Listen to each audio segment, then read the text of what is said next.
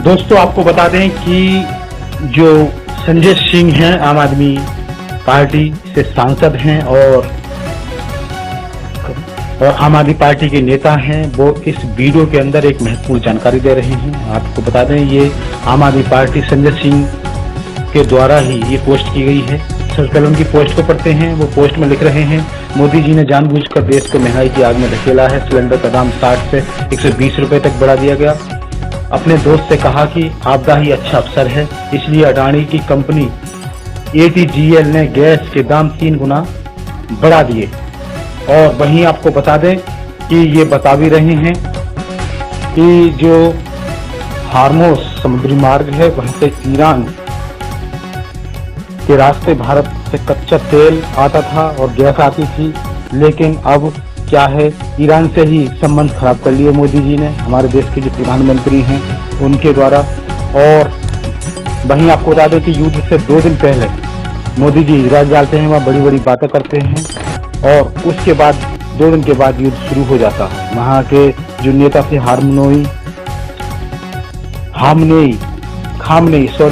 Khamenei जो नेता थे उनको मार दिया जाता है। मोदी जी एक शब्द नहीं बोलते, ये बता रहे हैं संजय सिंह। और आगे क्या बता रहे हैं वीडियो के अंदर, इस वीडियो को देखते हैं। तो आइए पूरा देखते हैं ये वीडियो। नमस्कार, जय हिंद साथियों। ही खीखी जबरन गले पड़ो प्रधानमंत्री नरेंद्र मोदी जी ने देश को एक तोहफा दिया है, महंगाई का तोहफा। और वो तोहफा क्या है? घरेलू सिलेंडर का दाम 60 रुपए बढ़ गया, कॉमर्शियल सिलेंडर का दाम 120 रुपए बढ़ गया। और जानते हैं महंगाई क्यों आई? यह महंगाई आई प्रधानमंत्री की ही खीखी वाली नीति के कारण। इस महंगाई का कारण सिर्फ और सिर्फ नरेंद्र मोदी हैं। जी हां, जानबूझकर इस देश को महंगाई की आग में झोंकने का काम भारत के प्रधानमंत्री ने किया है। कैसे, वो मैं बताता हूं आपको। हार्मोज समुद्री मार्ग है जिसका 50% हिस्सा ईरान में आता है और उस हार्मोज समुद्री मार्ग से प्रतिदिन 60% कच्चा तेल भारत का आता है और 50% गैस भारत की आती है। मोदी जी को यह बात मालूम थी, हमको आपको नहीं मालूम था। हमने भी रिसर्च किया तब हमें मालूम हुआ। मोदी जी को यह पता था कि ईरान के रास्ते से ही हमारा कच्चा तेल और गैस आती है। तो आपने ईरान से अपने रिश्ते क्यों बिगाड़े? आप क्यों उछल कूद करके इजराइल पहुंच गए 2 दिन पहले हमले के, युद्ध के 2 दिन पहले आप वहां पहुंच गए, आपको फर्जी मेडल पहना दिया गया और आपको बड़ी बड़ी बातें आप वहां पे कह के चले आए कि भाई इजराइल तो हमारे लिए बाप का लैंड है, फादरलैंड। वहां आप पहुंच गए और जब आप वापस आ गए हिंदुस्तान, उसके बाद वहां युद्ध हो गया। खामेनेई की हत्या कर दी इजराइल और अमेरिका ने, जो वहां के सुप्रीम लीडर थे। आप संवेदना के एक शब्द नहीं बोलते उनके लिए। 160 स्कूली बच्चियां मार दी जाती हैं, आप एक शब्द नहीं बोलते। आपने ईरानी नौसेना के जहाज को मेहमान के तौर पे हिंदुस्तान में बुलाया। वापस जाते समय अमेरिका ने आपकी सीमा पर उस नौसेना के जहाज को गिरा दिया और 100 से ज्यादा लोग मारे गए। एक शब्द आपने संवेदना के नहीं बोले। ईरान आपका परंपरागत मित्र है, उसने आपको सस्ते में तेल उपलब्ध कराया है। उसने 1994 में ऑर्गेनाइजेशन ऑफ इस्लामिक कंट्रीज के खिलाफ जब वो कश्मीर का मसला लेकर यूनाइटेड नेशंस में जा रहे थे तो आपका साथ ईरान ने दिया था उस वक्त प्रधानमंत्री जी।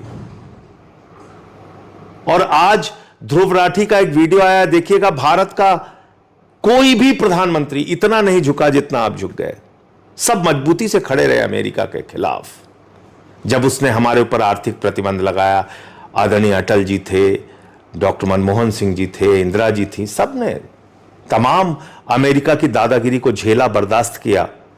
अमेरिका ने परमाणु परीक्षण के वक्त हमारे ऊपर आर्थिक प्रतिबंध लगाया। उसने 71 के युद्ध में हमारा विरोध किया, 7वां बेड़ा भेज दिया। 65 में पाकिस्तान के युद्ध के वक्त हमारे ऊपर आर्थिक प्रतिबंध लगाया। अभी ट्रंप कह रहा है उसने आपके ऊपर, आपको धमका के सीज फायर कराया। आपकी इज्जत, देश की इज्जत हमारे बहादुर सैनिकों की इज्जत को तार तार किया उसने। आसिम मुनीर जो पाकिस्तान का सेना अध्यक्ष है उसको बुलाया, उसके साथ लंच किया। शहबाज शरीफ पाकिस्तान के प्रधानमंत्री के साथ लंच किया और बोला आई लव पाकिस्तान। उसके बाद बोला कि भारत और पाकिस्तान दोनों महान देश हैं। भारत को पाकिस्तान के साथ खड़ा कर दिया, बराबर खड़ा कर दिया। आप कुछ नहीं बोले, एक शब्द नहीं बोले। आपको यहां तक धमकी दी कि मोदी जानता है मैं उसका कैरियर खत्म कर सकता हूं, आप कुछ नहीं बोले। अभी वहां का अधिकारी कह रहा है रूस से तेल खरीदने की हमने परमिशन दे दी है 1 महीने के लिए। आप परमिशन लेके काम कर रहे हैं मोदी जी। आपने ट्रंप को भारत का राजा मान लिया है, भारत का शासक मान लिया है। 190 साल तक अंग्रेजों के गुलाम रहे हम और उसके बाद हमारे क्रांतिकारियों के बलिदान के बदौलत जो आजादी मिली उस आजादी को आपने गिरवी रख दिया है। अब आपको अमेरिका से परमिशन चाहिए रूस से तेल खरीदने के लिए। और आप किस अमेरिका के साथ खड़े हैं जिसके साथ उसके देश के लोग नहीं खड़े हैं। एक पायलट की तस्वीरें चल रही है, उसने कहा हम इजराइल को नरसंहार के लिए हथियार देने नहीं जाएंगे। उस पायलट को गिरफ्तार कर लिया गया। न्यूयॉर्क की सड़कों पे ट्रंप का विरोध हो रहा है। उसके तमाम एप्स्टीन फाइल में इतने घिनौने वीडियो आए हैं जिसका विरोध हो रहा है ट्रंप का। उसकी पार्टी के लोग उसका साथ नहीं दे रहे हैं, उसके मागा वाले उसका साथ नहीं दे रहे हैं। अपोजिशन पार्टीज विरोध कर रही हैं। नॉर्वे ने विरोध किया, इटली ने विरोध किया, यूएस ने, रूस ने विरोध किया, चीन ने विरोध किया, यूके ने विरोध किया, फ्रांस ने विरोध किया, स्पेन ने विरोध किया। छोटे छोटे देश, 5 करोड़ की आबादी वाला देश स्पेन। लेकिन आपके मुंह से विरोध में एक शब्द नहीं निकले कि 160 बच्चियों की मौत गलत है, नौसेना के जहाज को इस तरह से उड़ाना गलत है, ईरान के सुप्रीम लीडर को मारना गलत है। आप एक शब्द नहीं बोल पाए प्रधानमंत्री जी। और आपकी गलत नीतियों के कारण 60% कच्चा तेल, 50% गैस हिंदुस्तान में आना रुक गया। महंगाई बढ़ गई देश में। और इस महंगाई का फायदा कौन उठा रहा है? आपका सबसे करीबी दोस्त, वही भ्रष्टाचारी जिसके नाम आपने सारा देश नीलाम कर दिया है।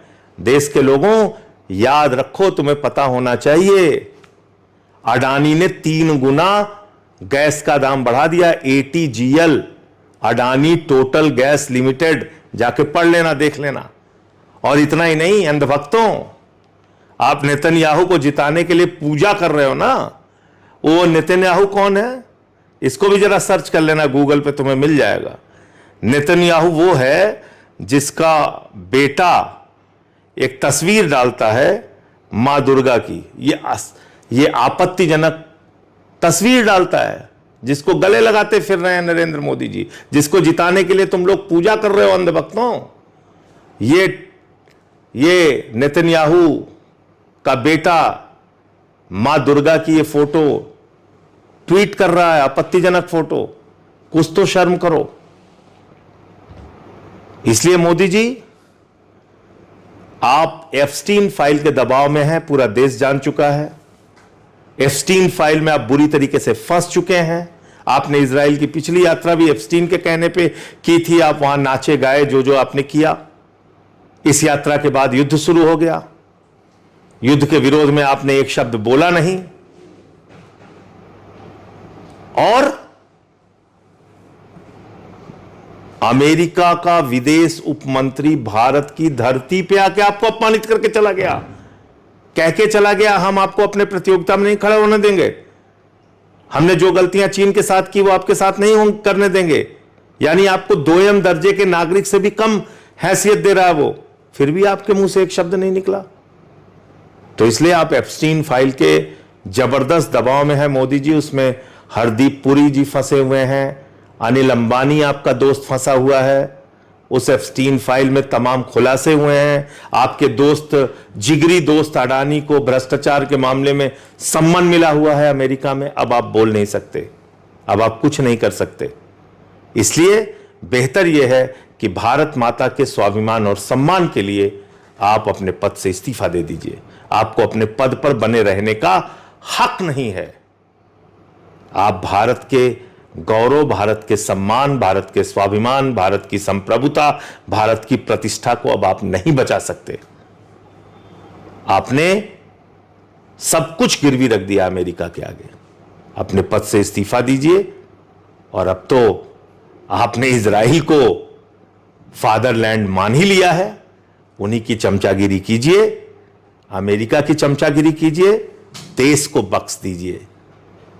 आज जिस तरह से दादागिरी करने पर अमेरिका उतारू है, सबको कुचलता जा रहा है। वेनेजुला पे कब्जा कर लिया, ईरान में घुस के वहां के सुप्रीम लीडर को मार दिया, आपको डराता धमकाता फिर रहा है। क्या आप समझ रहे हैं कि यह दुनिया के लिए ठीक है, भारत के लिए ठीक है? आपके लिए इजराइल फादरलैंड हो गया है, जिस इजराइल की कुल आबादी 97 लाख है और भारत की आबादी 144 करोड़ है। अमेरिका की दादागिरी देखिए, कह रहा है ईरान परमाणु हथियार बना रहा था, जिसका कोई सबूत नहीं मिला।